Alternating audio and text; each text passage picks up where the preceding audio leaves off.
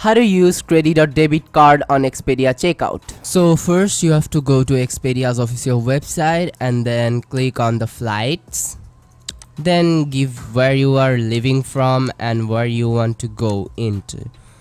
So I've selected those things and then you have to select the dates. Okay, I'll select my date according to my plan.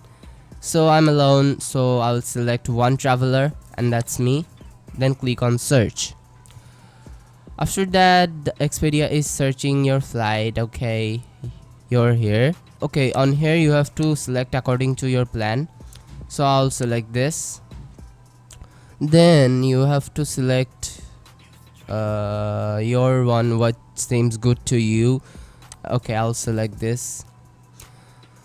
So then as you can see it's 0, so I'm selecting this one, which is economy light. Okay, so I'll go for economy light, and then it's like redirecting me to the flight details. Okay, so if you cancel your flight within 24 hours, then there will be no fee. Okay, so you can do that.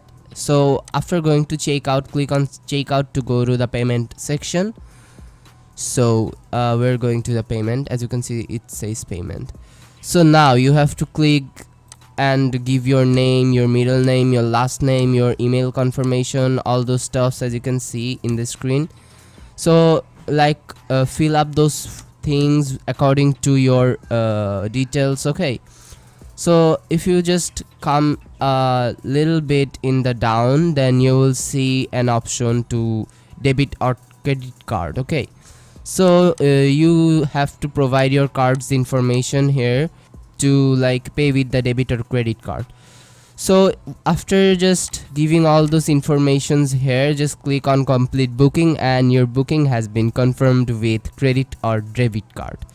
So there was some easy process how you can use credit and debit card on Expedia checkout or Expedia payment section. And thanks for watching.